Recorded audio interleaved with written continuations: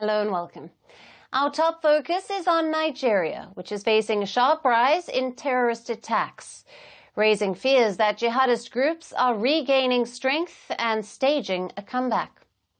In recent months, Nigeria has seen a surge in attacks by Boko Haram and its breakaway faction, the Islamic State West Africa Province, or the ISWAP.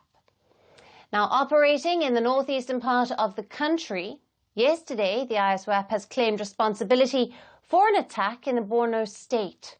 At least 26 people died in that assault.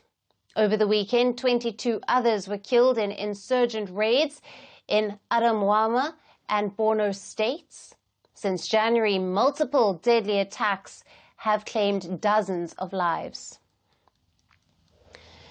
Islamist insurgents, Boko Haram and ISWAP, have been battling Nigerian security forces for over 15 years. At the center of the insurgency is Borno State, the birthplace of Boko Haram, where the insurgency has been active for over 15 years. Both Boko Haram and ISWAP are active here, and they have carried out suicide bombings, mass abductions, village raids, and roadside bombs. Now, one of the most notorious attacks occurred in 2014 when Boko Haram kidnapped over 270 girls from Chibok in Borno. Now, this was an act that drew global outrage. Now, ISWAP has split from Boko Haram in 2016. It is generally more focused on attacking military and government targets, but now it is carrying out deadly strikes against civilians. As ISWAP splits from Boko Haram, the grounds also fought each other, with the groups leading to a decline in attacks. But experts say that their infighting has now subsided, allowing them to redirect their efforts back towards civilian and military targets. These attacks have also raised fears that new tactics have been deployed by the terror groups. These include using armed drones to remote-controlled airborne weapons, roadside IEDs that are the bombs designed to target vehicles, and strategic regrouping in Lake Chad and Sambisa Forest for their operations. Security experts warn that the terrorists are regrouping and are gaining ground with little pushback from the military. The Nigerian military has yet to publicly respond to the most recent attacks. In response to the renewed violence, the government has appointed a new commander for operations in the northeast. Major General Abdullah Salam Abubakar had led the fight against Boko Haram and ISWAP. Now, this follows President Bola Tinubu's order last week for a complete overhaul of Nigeria's security strategy. He declared enough is enough as he condemned the latest attacks that have left dozens of Nigerians dead. But will Nigeria's new security strategy turn the tide, or will the fears of a jihadist resurgence continue to destabilize the region?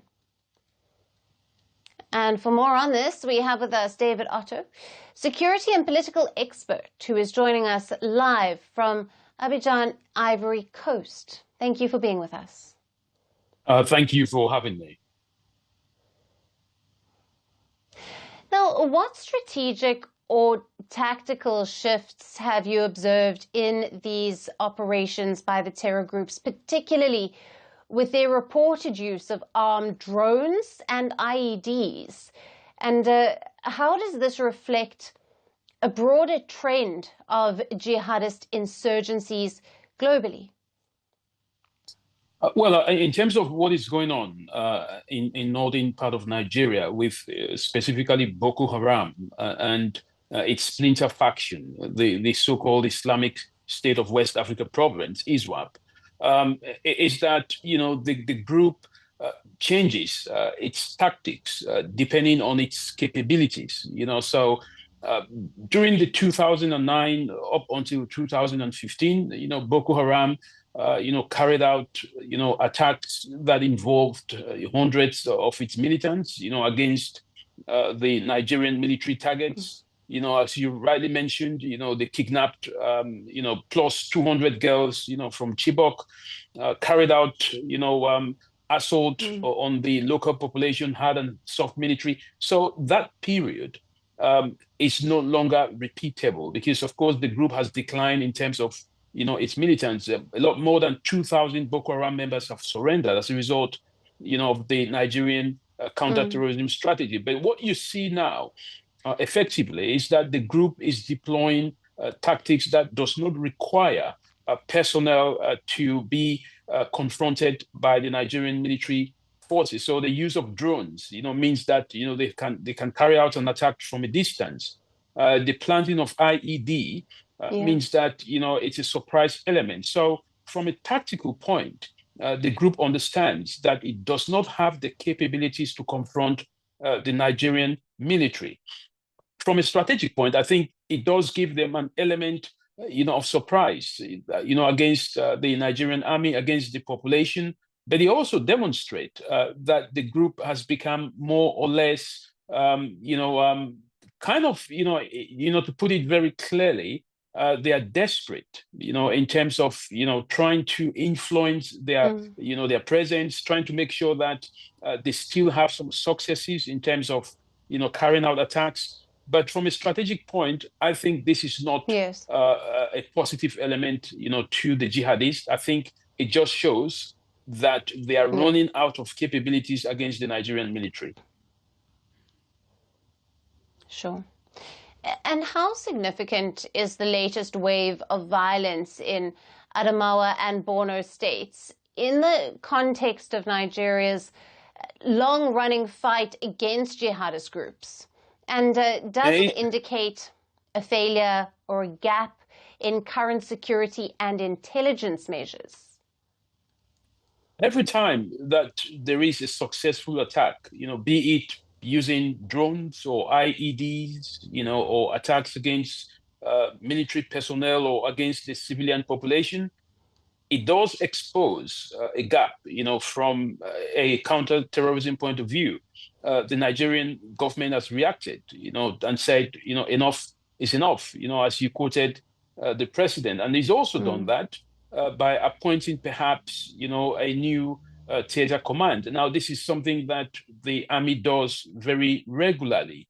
But I think what is important is that the Nigerian army has to understand that the fight against Boko Haram is not something that, is mainly in their hands. It's a multi-level approach. It's an all-society approach. It's something that you have to work together closely with your neighbors. And this is one of the reasons why the multinational joint task force is very important. The role of Chad, Niger, the role of Cameroon, the role of Nigeria working in synchronization is very, very important. But also bringing in the local communities. The government has to work on its governance, ensuring that these groups do not continue to recruit.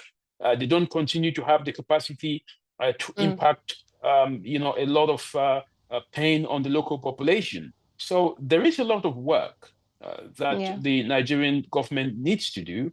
There is a lot of collaboration and coordination. But Boko Haram, has been, as you rightly mentioned, over 15 years. And I think it's high time that the government finds a comprehensive strategy and implement that strategy in such a way that it stops these groups from actually operating in the way that they do.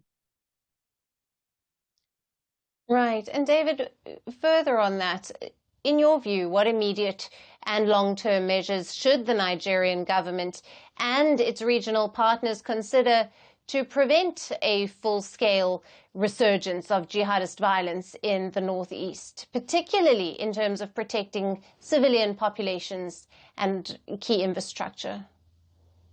The Nigerian government already has what they call the NAC test, which is the Nigerian counterterrorism strategy. And of course, the president talked about overhauling that strategy. I think what he's saying is that, the strategy should be operationalized in such a way that there are preventive measures that are deployed within the affected communities, but throughout the country. There are also measures to protect the population, because there is an element of trust and fear that goes on when an insurgency group like Boko Haram operates, where they fear the terrorist organizations more and they trust less the security agencies, there is a tendency that intelligence and information is not going to flow from the local population to these agencies. So I think it's quite important, for the government to work on its counter terrorism strategy from an intelligence and community point of view. But I think last but not the least, there needs to be a collaboration within agencies in Nigeria, a collaboration within regional agencies, regional countries. And I mentioned the likes of Cameroon, Niger, and Chad. Recently, the Nigerian military has made a very significant move to repair some of the tensions that he had with Niger Republic, which is a neighboring country, shares a border of about 1,500 square kilometers. So I think it's important to have these neighbors on your side, to work on the multi-regional angle, to stop the group from utilizing the regions, to flee from one country and, attack another. So I think it has to be a comprehensive and an all society approach, and one that involves, the regional countries as well. Yeah. Right. David, thank you very much for being with us on Firstpost Africa. Thank you.